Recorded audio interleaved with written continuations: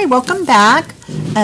We're at our final segment, and I'd like to share just a little bit about the bookstore next door, Heining Company, rare and used books, and our critique group just did our annual press release photo there up in the Baker Street West, and it's very dangerous to set loose a group of writers and give them any costume, hat, jewelry, pipe, whatever they want, and tell them, do whatever you want, just, don't go on the bear rug. Okay. And so we had fun, and they're getting ready to finish the tea room, and Linda Hine will be announcing you can book teas there. Fascinating place, fascinating books. I challenge you to go and not buy a book. Good luck with that. They have music and calendars and cats, so you can move in for a day. Trust me. Bring your kids. They have kids section upstairs and downstairs. You can't go wrong in there. And the family's wonderful. It's family run and owned, and they're very helpful. So I'll see you there for tea. You can buy the tea. I'll buy the coffee. You can buy me the tea. We're going to kind of close down a little, and we don't have a lot of time as we close, so I'd like the ladies to kind of offer something here at the end where they share something they'd like to impart to you out there in TV land of their journey and where they're still going. Maybe your plans. Please don't start with me. Okay. Carlitta, you're in the middle. Sorry. Okay. Just to, if you are interested in writing, just to start doing it.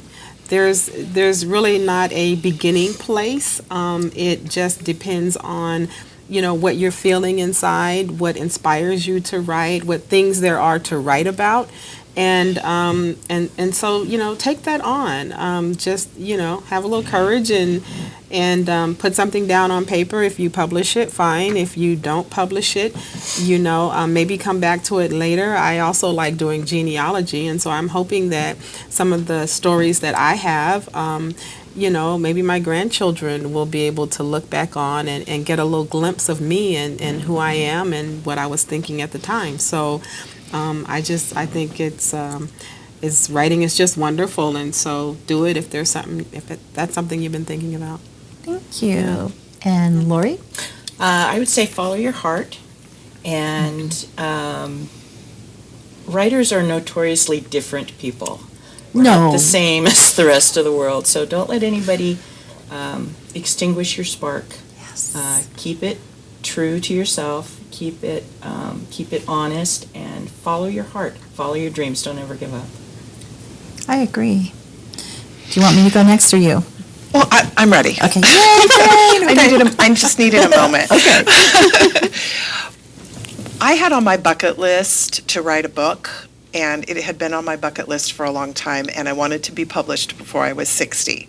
So I think I would say it's never too late to start, and it's never too late to finish. So there's so many opportunities out there to write, even if you're just writing an email. Make sure it's the best that you can do, and look for opportunities that help you grow as a writer, even if it's not writing a novel or writing a book, but your local newspaper, blogs. There's so many opportunities that don't waste any opportunity to grow as a writer.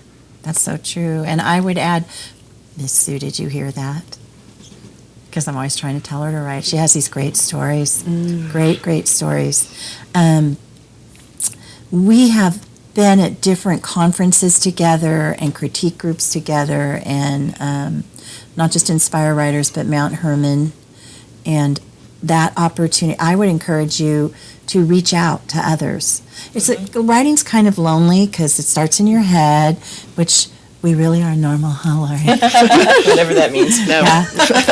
In our own little normal writing way. But sometimes it can be lonely. Mm-hmm. And sometimes you don't have someone to share with. So I would encourage you to reach out. Because if you've been giving that gift, you really won't be able to ignore it. It's always going to keep coming back, and you'll think about it. Jot stuff down. I used to, if I didn't have paper and pen, I kept a napkin. One time I wrote, person I saw at a bus stop, I wrote it in lipstick. And they made it into my novel, my first novel. It was just such an interesting person, and of course I changed it. And then I wondered about that person. What was their life? what is their background? And you get the opportunity, if you write fiction, to create it, and if you're writing nonfiction, to record it for history. And so, don't neglect the gift that's in you. That's what I would suggest and there's a lot of people out there willing to help you and listen, and critique groups, even just a critique partner. There's Inspire Writers in Sacramento. There's Writers Unlimited up in Calaveras County, Amateur Writers in Amateur County, and wherever you are, because we're all kind of spread all over the place. There's a whole online community of writers. And the younger generation seems to prefer that. Seems to prefer that. I'm more geared to the other. I like to meet in person, but that works just as good.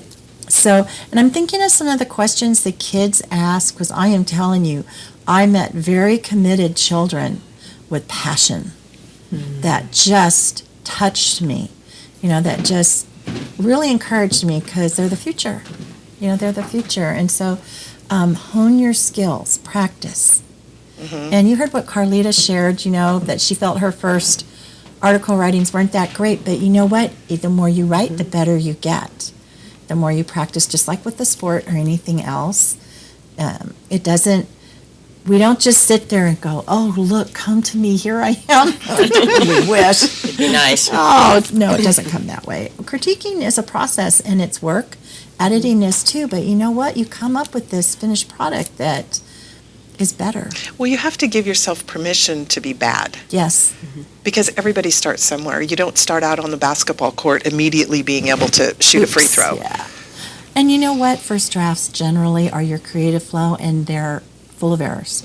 Grammatical errors, structure errors. But it's that creative flow that just is something amazing, I think. I think faster than I type, so I tend to miss words. And so it takes people, critique people going, is that really what you wanted to say there? I think you're missing something. And then you go back and correct it. And I don't know about you ladies, but for me, it's not about the money. No. Not at all. See, it's there because we were gifted. And it's a responsibility and a joy. There's joy in it, but that's also the work part is a responsibility. That's the reality of it, but it is also the joy of it. We're having fun. Like I said, you should have been here for the breaks. Okay, that's the real show. But can you leave something in parting? We have about 5 minutes. Just something wonderful that happened to you, or a mentor that helped you, an editor, or a publisher, or a friend? I have to say that my critique ladies are the best part of my month when we get to meet.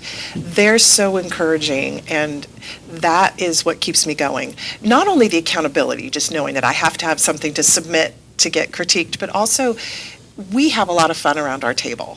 And just having friends that think the same way we do and can enjoy the process with me and celebrate successes is the best part.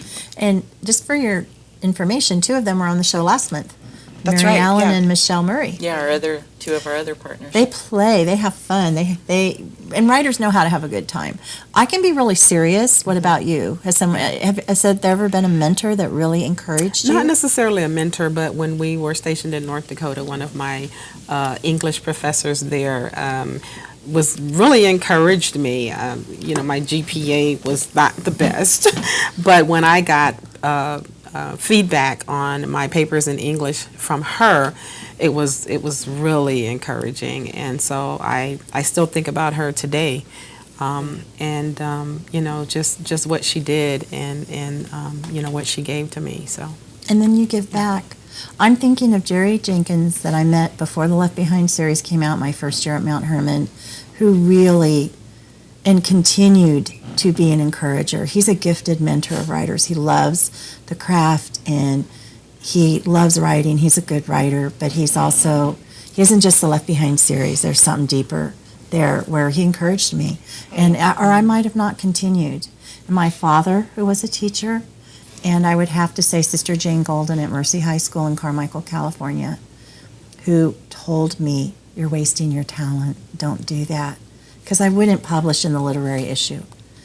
I didn't think it was important. And she kept trying to tell me, it's not just that you write it, you need to share it. And so at every conference I meet someone, or I can come alongside someone. Right. And someone in my critique group who is now in Sweden that I dearly miss is John Cluett. And what an gift from God to have him brought from Sweden. We got him for a couple of years, and he's permanently back there, sorely missed. I learned so much from him in the short time in our critique group, and I guess it was meant for him to go back across the pond and share with others. Oh, and his first book is coming out this summer. I'm so excited for him. So people are put in your path for a reason. We met for a reason. We were strangers at one point. Had not met any of us. And so if you take anything from the show, be encouraged. You can email us or contact us through the station, any one of us, and ask questions. And I think we'd all be happy to answer.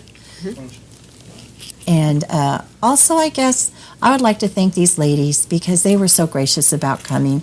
Writers are not people on live TV, okay?